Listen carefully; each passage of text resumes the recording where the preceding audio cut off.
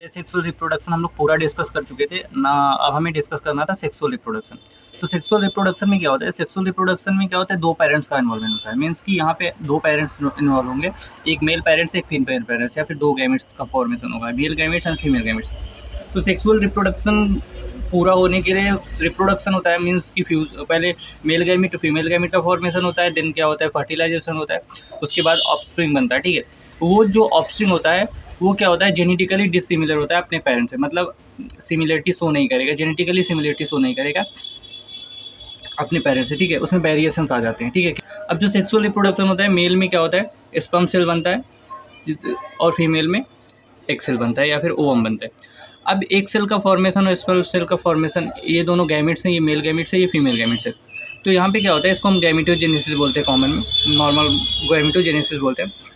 अब sperm cell का अगर फॉर्मेशन हो रहा है तो वहाँ पे स्पर्मेटोजेनेसिस होगा, मीन्स की स्पर्म फॉर्मेशन, एंड एक सेल का फॉर्मेशन हो जाए तो ओजेनेसिस होता है, ओजेनेसिस।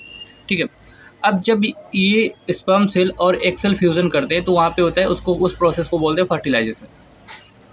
फर्टिलाइजेशन हुआ, फर्टिलाइजेशन में स्पर्म सेल, ये हमारा एक सेल था और ये हमारा स्पर्म सेल था, ये ठीक है। अब ये फ्यूज किया तो यहाँ पे फर्टिलाइजेशन हुआ।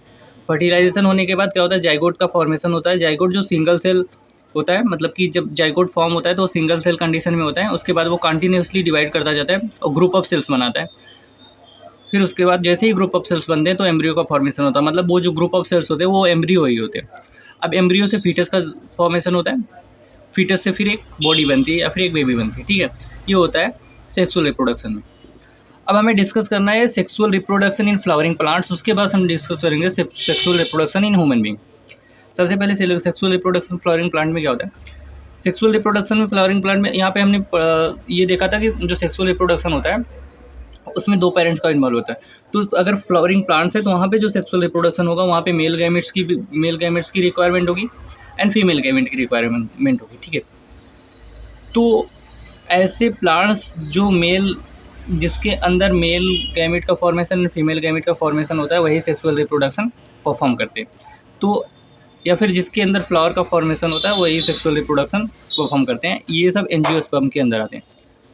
यहाँ पे क्या है, flower is also involve in reproduction process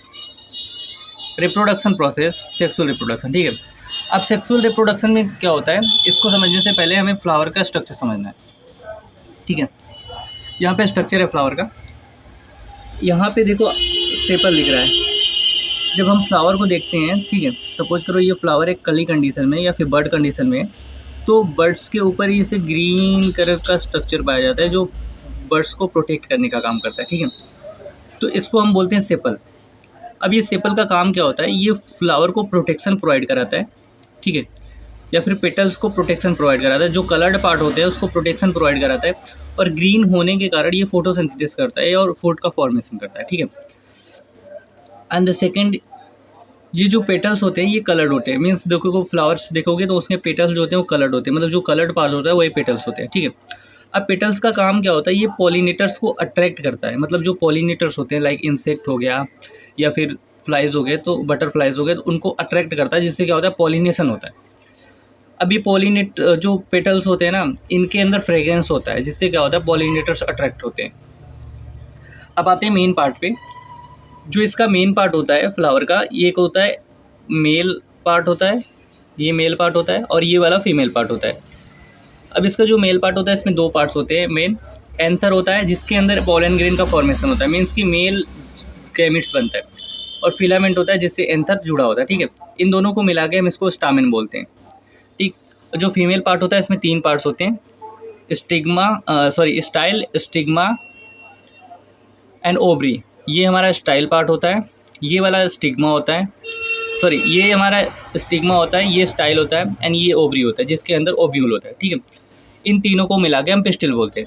means pistil consist, जो पिस्टिल होता है वो कंसिस्ट करता है स्टाइल, स्टिग्मा, ओवरी, और जो स्टामेन होता है वो कंसिस्ट करता है तुम्हारा फिलामेंट एंड एंथर। ठीक है, और एंथर के अंदर पॉलन ग्रेन का फॉर्मेशन होता है। ठीक है, सो अब हम डिस्कस करेंगे टाइप्स ऑफ फ्लावर। हमने फ्लावर डिस्कस किया, टाइप्स ऑफ फ्लावर डिस्कस करेंगे, उसके बाद पर डिस्कस करेंगे पॉलिनेशन, क्योंकि अभी हमने डिस्कस किया फ्लावर। तो टाइप्स ऑफ फ्लावर में दो टाइप्स के फ्लावर होते हैं, बाइसेक्सुअल फ्लावर और यूनिसेक्सुअल फ्लावर। अच्छा, बाइसेक्सुअल